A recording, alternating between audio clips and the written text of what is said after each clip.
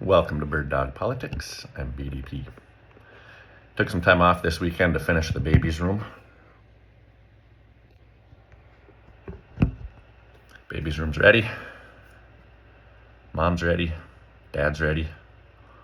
Just waiting on the checkbook, that's all. Got a few more weeks. And then yesterday I meant to record, but the Israel-Iran conflict had me down in the dumps, worried. 4 episodes in, maybe it's over before it starts. But President Trump declared that there's a ceasefire now, and then Israel said they had not agreed to one, or Iran said they had not agreed to one. And then I got the impression that Iran had agreed to it, and then it sounds like Iran struck again. Who knows? All I know is I have a brother-in-law in the Air Force, so this is a stressful time for our family. But while this has all been going on, I've been having an issue with my prescriptions and my medical insurance. See, a couple months ago, my wife decided that we really need to be married before the baby comes. We're having a reception in September, which is going to be so much fun. But she wanted to be legally married, so we did that. And because of my union contract, I'm eligible to receive cash in lieu of insurance. So I went on to my wife's insurance and started receiving cash in lieu. But when I went to get my prescriptions, a great big error message came up on the pharmacist's computer system. And it said, BirdDog has other insurance, bill that instead. And in the pharmacy system, there's no other insurance. And I know that I don't have other insurance. And it's simply a matter of Blue Cross Blue Shield having an error in their system. So I asked the receptionist at the pharmacy, how do I handle this? How do I let them know that there's no other insurance? She said, you literally call them and say, I don't have other insurance, fix it. So I did that. It was last Wednesday or Thursday. Wednesday. I pressed 1 for English and I talked to somebody and they say, okay, I can't fix this for you, but you can get emergency pills. Great. Emergency supply of Zoloft as we enter international conflict. And she said, Thursday we're off. I'm going to send this ticket up to the higher ups, but Thursday's Juneteenth, so nobody's in the office. Okay. Sir Golfs a lot says we have too many non-working holidays. And this guy's been golfing for 30-something days already. He's taken how many presidential briefings? Less than 20. Wakes up in the morning, doesn't learn about the international scene, doesn't learn about the other countries on the globe.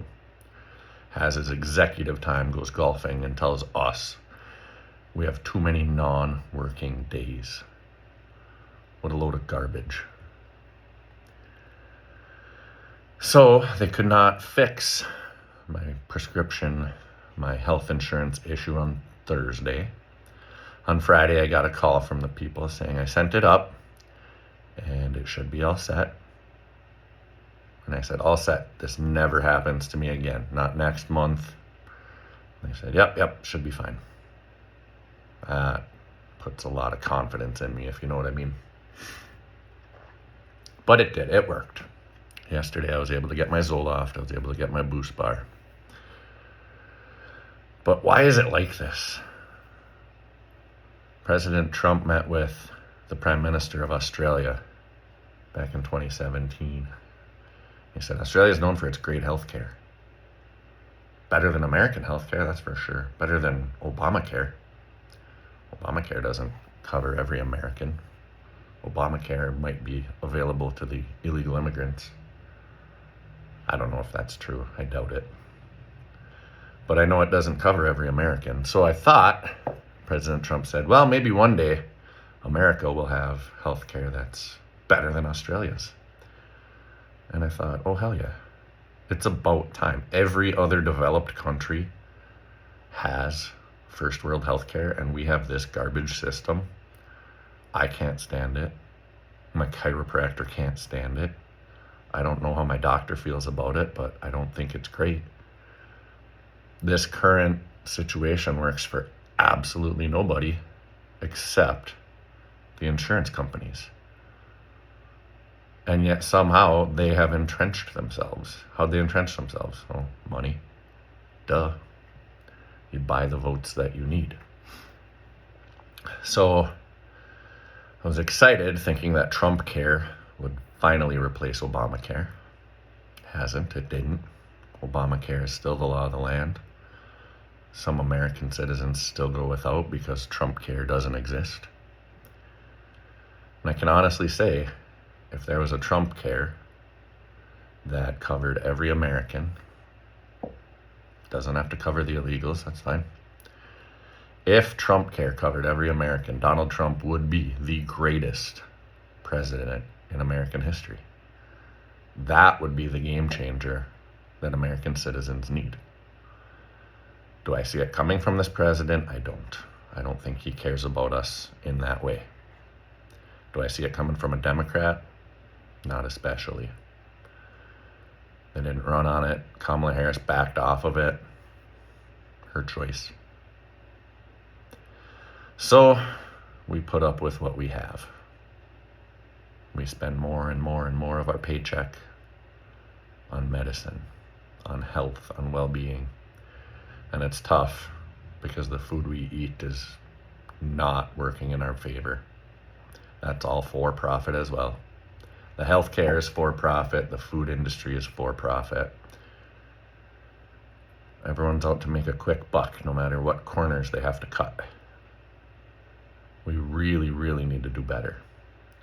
But we won't do better unless this becomes a top priority. It's got to overtake wedding cakes, and it's got to overtake gold medals for swimmers. We have to say our health is an utmost priority. It is a voting priority. Which one of you politicians wants to improve health outcomes for American citizens so that we can keep working for the man, so we can keep driving stock prices up and up and up, so that profit margins grow and grow? Don't you need healthy workers for that? People who don't take sick days? I got so stressed out this winter that my back locked up. I was on the floor, unable to move for 3 days. And my chiropractor and I worked through it month after month after month. I was seeing him weekly, and then I was seeing him bi-weekly. Now I'm back to normal. But when Israel bombed Iran, I started feeling that tension in my back again. When Iran bombed the U.S. military base, tensed up again. Our bodies wear our stress, just like our minds wear our stress. We work too hard, we don't make enough money, just like Bernie Sanders has been saying for 40 years. We can change all kinds of things. Look at the tax code. We could add so many more tax brackets. I remember when I was young, I was dating a girl, and her dad owned a small business. So she said, when you go to the gas station and you get your receipt, just save it and bring it to me. I'll hand it to my dad. He's allowed to claim more gas expenditures than he currently does. That's what his accountant in the Northwoods said. So I would go fill up my gas tank for my little commuter car, and I'd hand the receipt over. And I thought, a little shady, but whatever, it helps. And then at Christmas time, we went to the supper club. And his wife was saying, crab legs, no crab legs, crab legs, no crab legs. And he said, well, my son's here, he's an employee. This is a company Christmas party, get the crab legs. So she did, and so did I. And that dinner bill became a tax write-off. And I thought, hell, Middle of the Northwoods. Northwoods small businessman, Northwoods accountant. Kind of shady loophole. It's written in. Why not? I went down to Grand Rapids for the McCall Conference, Michigan Association of Computer Users and Learning. I love that conference. It's so energizing. It's rejuvenating. It feeds my creativity. Right in the middle of March, when you've slogged through all of January, all of February, you're looking forward to spring break, but it's not there yet. McCall Conference comes along. And we sent a small team, 3 or 4, but we knew all the guys from a big school with big purchase power. And so one of the vendors who had their little vendor booth said, we're throwing a party at a local bar. I don't think it was the B.O.B., but it was somewhere around Van Andel, somewhere around B.O.B. They had rented out either the whole bar or the bottom floor of the bar. And they got a small jazz band, finger foods, and drink tickets for beer. All free. And the guys from the bigger school district said, hey, come on over, don't worry about it, it's fine. So we showed up, and we got our drink tickets, and we drank their beer. Went and got more drink tickets, because the guy had a stack of them. And this company, this vending company, didn't realize what happens when a whole bunch of youpers go down to Grand Rapids, but we drank that bar out of beer. And I was a lot younger then, so it was cool, and you can see the smile coming right now. So it's sort of stuff that young guys do up here.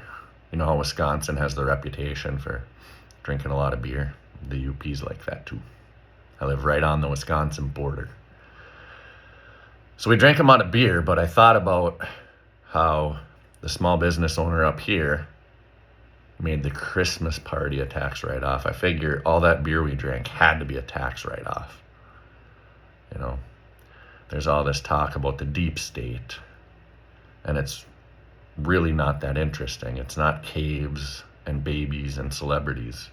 It's just rich people paying off politicians to get this sort of bullshit into the tax code. Pardon my language. How are you writing off a kegger as a business expense?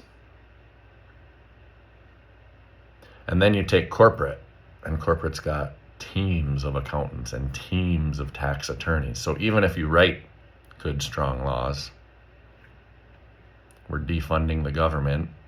The IRS had tax enforcement. That's been slashed. So now it's easier than ever for the bigwigs to get away with tax fraud again. Why? Because of the deep state, because of the power players. What did George Carlin say? The owners? I kind of like that one the best. They are the owners. And it's nobody mysterious. It's nothing that you couldn't figure out pretty quickly. We have great investigative reporters. It's not fake news. They do the hard work. Jamie Dimon gets whatever he wants because he runs Goldman Sachs. He's loaded. Elon, Zuckerberg, Bezos, they get what they want. It's not a mystery. It's not unknown. They show up, or they send their lobbyists. They say, here's what we want. Here's some money. Make it happen. And it happens. That's what we're up against. If we want to fix this thing, if we want better insurance, if we want better paychecks, if we want to live the way we assumed we would be living, if we want something comparable to Grandpa and Grandma's way of life. My grandpa and grandma wintered down in Apache Junction, Arizona, and they flew me down there for spring break, and they drove me to Vegas, and they let me see the sights. I was only 15, it wasn't that cool, but I loved the sightseeing, and Vegas is fascinating. I've gone a couple times as an adult, back when the economy was good, before my son was born, when there was a little spending money. The Dueling Piano Bar in New York, love it. So fun. Go to a pool, walk the strip, see a show. There's all kinds of things in Vegas. It's fun no matter what. But it's been, 12, 15 years now. since I've had the kind of spending money to go do that. We're not going on a honeymoon. I'm coming back here to raise the baby and my son. Sometime soon we might need to update the 2008 Toyota Corolla. My buddy said he'd buy it for his boys. Works for me, but I'm not going to charge him for it. It's a 2008 with 150,000 miles. Boys can have it. But I'm going to need something a little bigger to fit a car seat and an 11-year-old. Something reliable so that I can drive 110 miles a day to commute to work, to teach the students that I love. I'm on to my second generation of kids. I now have kids of my kids. So parent-teacher conferences. Hey, buddy, how's it going? But that's the way it goes when you've been teaching for almost 20 years. And I look at these kids and I talk to their parents, and they always used to tell us that education was the key to the middle class. And it sounds tougher and tougher. It sounds more and more like a lie to say that to my kids. Stay in school, get a good job. And we look around the Northwoods and nobody has a good job. The owner of the insurance company drives a convertible Camaro. That's about it. Everybody else in town could use a little more in the bank account, a little more in the checkbook. They work real hard.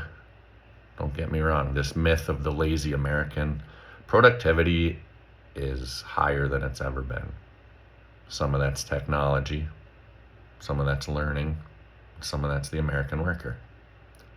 We're all working way too hard. We're all stressed out. We're all angry. And the big beautiful bill is going to make things even more difficult. Medicaid for low-income people to go to the hospital is getting slashed. Rural hospitals are going to hurt, according to the reports I've seen. We may lose some hospitals up here in the Northwoods. Congressman Bergman seems to think that's just fine. He's proud of this bill. He's proud to vote yes on it. We may be losing Head Start.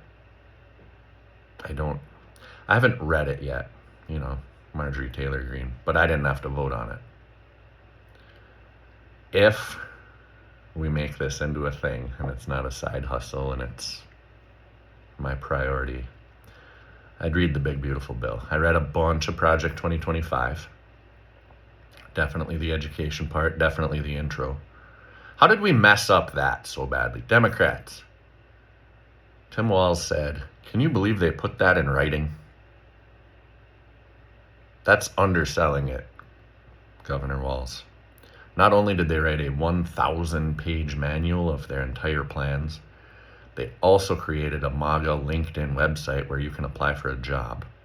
And if you really want the job, they also created indoctrination videos so that you know what to think when you go to your interview. And if you want extra credit, go watch those indoctrination videos. But how badly do you bungle this? In the introduction, it says that content creators are harming the children. And it is the goal of the Heritage Foundation to arrest content creators. Now, I know what you're thinking. Donald Trump has no problem with the Stormy Daniels of the world. He enjoys them. He's not going to arrest them.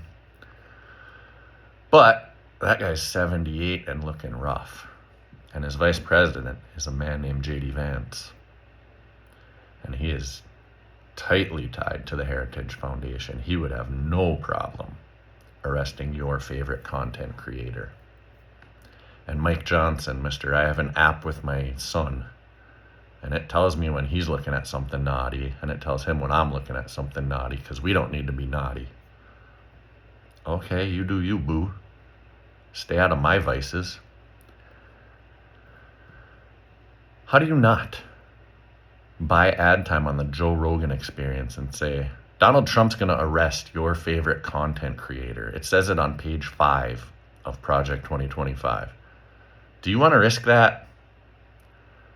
And I think about the young guys in town who spend a little money on content creators, who think that that's their connection outside of mom's basement. And I don't blame them for the mom's basement thing. That's not on them whatsoever. They need housing. They need a paycheck that allows them to launch out of mom and dad's home. And this country is not providing that. It's making them angry. So they go online and they seek connection. And Amanda writes back nicely, Democrats, how did you blow that? Trump's going to arrest your favorite content creator. True or not, the threat of it should have been more than enough to win this thing in a landslide. But nobody ever said it. And I can't even say it right now either, because I'm still a public school teacher. If we ever get to this post-teaching life where Bird Dog is top-notch and top priority, I'll be more honest.